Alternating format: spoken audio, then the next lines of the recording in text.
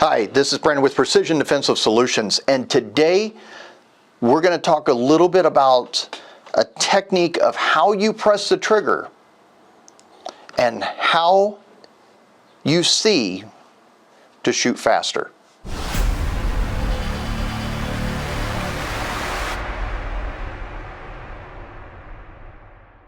So let's get into this a little bit. So a lot of times people say, well, people shoot faster because of having an optic on the pistol. And maybe that's part of it. But let me explain why that is. So our eye, if we look at just basic shooting principles of sighting, we understand that our eye can only focus clearly on one thing at a time. Only in shooting have we done shooting where we had front sight, rear sight, target, and focus on the front sight versus focusing on the target. However, some of the top shooters in the world that shoot iron sights have been shooting target focused for years. And it's a very controversial concept because they're like, well, that's point shooting. Well, it's not point shooting. Point shooting is no sight picture whatsoever. It's literally just like bang. And that's super risky. The information that the dot gives us when it moves allows your brain to process more information. Because you're staying target focused and the dot moving up and down, we can see clearly where that dot is. So it allows us to shoot a little bit quicker, easier. Can you do that with iron sights? You absolutely can. Can you train to do it with iron sights? Absolutely, 100%. I've seen people do it. I've shot against people that were doing it. I'm telling you, it can be done. Okay? Does it naturally make you faster? No. It's like a first grader trying to read Shakespeare, right? It's not going to happen. But when you learn how to read properly and you advance in your comprehension, you get better. Shooting an optic equipped pistol is no different. It's literally like you're trying to learn how to read Shakespeare at a higher level. So let me talk about this a little bit. So as we shoot, and this beautiful VP9K here is clear, chamber is clear, and we're here, and we have nobody in the building. So if I point the gun towards the camera, it is literally towards the camera.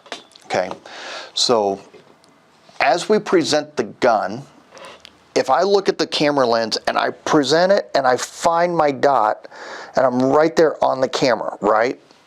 What happens is a lot of times people will come up and they'll come too high and they'll be like, okay, where is it? And they'll start doing this. And they'll see flashes of light, but they won't see the dot. When you present the gun and you find it, and you find it, and you find it, and I'm just going slow to kind of show you, but that presentation out, being very consistent, right, and looking at where it's at, looking where it's at, looking where it's at.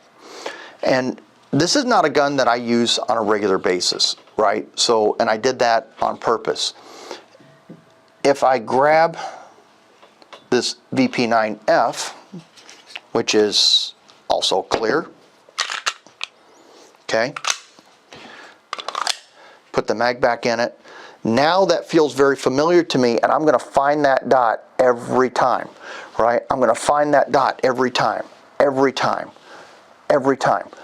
Why? Because I'm so used to that gun that the presentation is consistent. Now, when it is here and it recoils and it comes up, the dot is no longer in the window. And when I squeeze my pinky fingers, there's the dot. So if we squeeze our pinky fingers as we're shooting, the gun should rise and fall, rise from where the shot breaks and fall right back to where the gun was when the shot broke. Now, does that mean that we can shoot faster? Yes. When we can shoot in a predictable manner, where we know that the gun is tracking this way, it allows us to shoot a little bit faster. Does that mean that we need to still see our sights? Yes. 100% yes. Does it mean that you have to over-confirm your sights? No. That's what we see a lot. The gun will rise, where it comes up and it comes down, and people go, okay, now it's steady. Bang, raise up, raise back. Bang, up, steady. What I'm talking about is pop, pop, pop, pop. So as soon as it falls into the window, see it on target and fire the shot.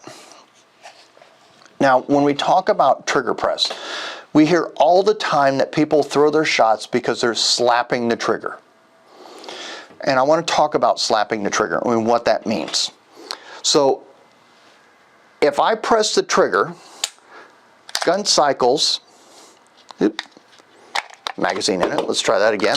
So press the trigger, gun cycles, the gun comes back and my finger comes off all the way off the trigger and then slap. Does it really matter? Not really. But if you can learn to press the trigger and stay connected to it,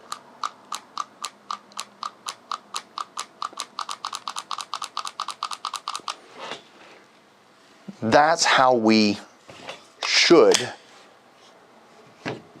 be pressing the trigger, in my opinion. What we see a lot is people will pin the trigger. They'll press the trigger, pin it to the rear, the gun will cycle. See, there I go again. Empty mag in it, right? They'll press it, pin it, it will cycle, and they will literally let it out until you hear the reset. And then they'll press again. And that's where slapping the trigger comes from. You're adding so much tension in the hand trying to pin that trigger that all of a sudden when it releases, it's going to be like a rubber band. It's just pop. And then it ends up jerking the gun when you shoot. So we need to be careful about how we do that. People want to be able to shoot fast, but they don't understand why it affects their accuracy. Should you be able to shoot fast and accurate? Sure. Accurate enough in comparison to what the target size is, right? And at the distance that you're at, and what your capability is. Can I say what that's going to be for you? What times? No. That's something that you need to go to the range and you need to go out with a timer and figure that out. Okay? And I can hear it now. But Brandon, my range doesn't let me shoot fast. Most ranges will allow you to shoot at least doubles, sometimes triples, even when their rules are 1 shot per second. And that those doubles or triples, especially triples, you can start to understand what the gun is doing. Okay? So check with your range. Make sure that that's okay. I don't want anybody going and getting kicked out. Or find an outdoor range in your local area that will allow you to do it. But experiment with it. Don't be afraid to go faster in practice.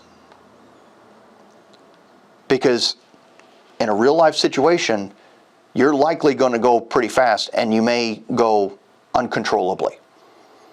So there's some thoughts on shooting faster for you.